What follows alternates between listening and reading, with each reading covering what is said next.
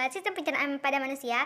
Alat yang saya gunakan dalam membuat gambar tersebut yaitu pensil, penghapus, terus pewarna, penggaris, dan tentunya karton ya guys. Ini gambarnya, tapi ini belum diwarnai guys. Tunggu selanjutnya.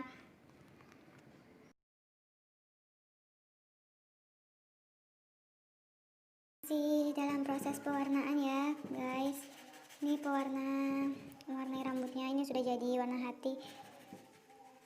Kita lanjutin lagi nanti kalau sudah jadinya ya guys.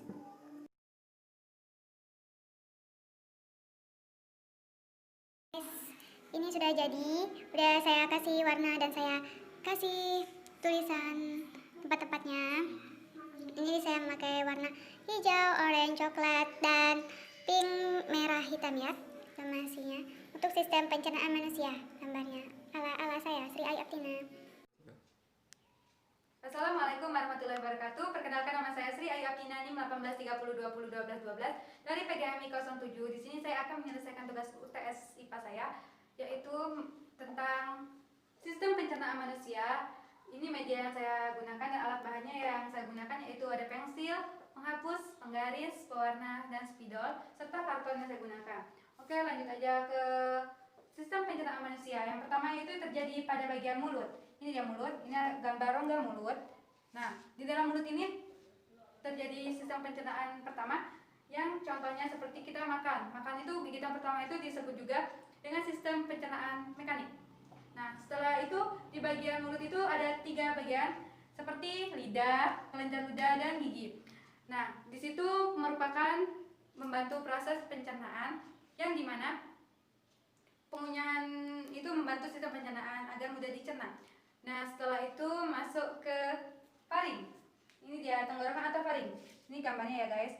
Ini gambar tenggorokan atau faring. Nah, di tenggorokan dan faring itu merupakan saluran dari organ mulut yang menyambungkan dengan kerongkongan atau esophagus. Nah, setelah itu di tenggorokan faring ini adanya dia menyambungkan dengan organ hidung.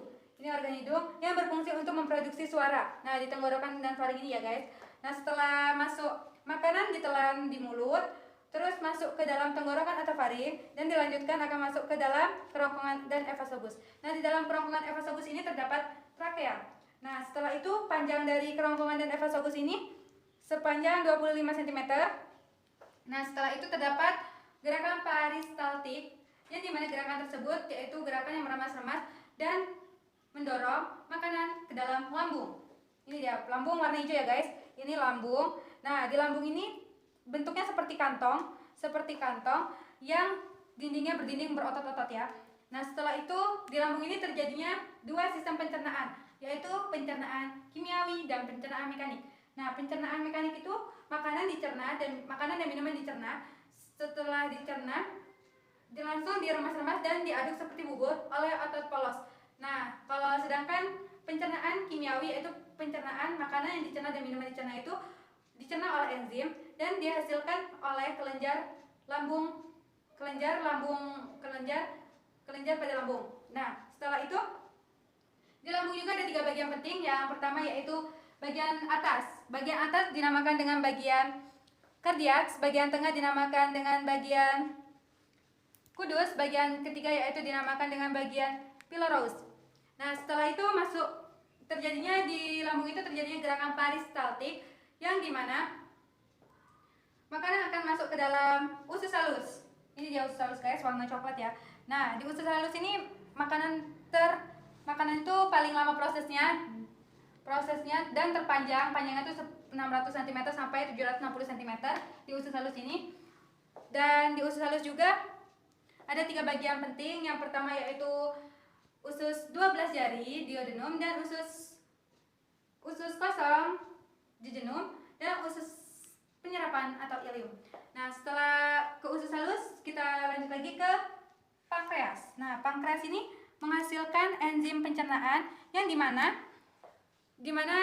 dia tuh menghasilkan enzim pencernaan yang pankreas itu menghasilkan enzim pencernaan ke dalam usus 12 jari yang mengubah protein, karbohidrat, serta lemak.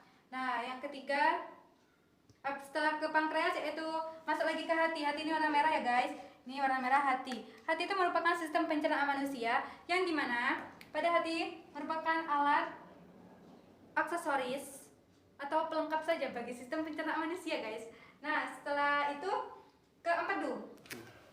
Ini gambarnya empedu ya, guys. Empedu ini merupakan cairan yang terpenting yang dihasilkan oleh hati ini. Nah, oleh hati ini. Nah, habis itu empedu ini berfungsi untuk mengubah lemak dalam usus halus menjadi gumpalan kecil yang mudah dicerna ya, guys. Nah, habis itu masuk lagi, habis ke empedu kita masuk ke usus besar. Usus besar. Nah, di usus besar ini ya, guys, ini merupakan tempat penyimpanan sisa-sisa makanan dan minuman. Nah, yang akan diserap oleh usus besar. Oleh karena itu, usus besar itu fungsinya untuk membusukkan sisa-sisa makanan, limbah, bakteri Escherichia coli, dan yang mempermudah dikeluarkan. Nah, setelah usus besar yaitu rektum. Rektum itu bagian dari usus besar ya. Dia tuh fungsinya tuh untuk menghubungkan usus besar ke anus. Nah, panjangnya tuh 8 cm, guys. 8 cm panjang rektum ini ya. Terus setelah rektum yaitu anus. Anus pencernaan terakhir dalam sistem pencernaan manusia. Oke, cukup sekian yang bisa saya sampaikan. Apabila ada kesalahan dari awal hingga akhir, saya mohon maaf, dan kepada Allah saya mohon ampun. Wabillahi taufiq wal hidayah. Wassalamualaikum It's my first night out with you. Treat me right and buy me shoes.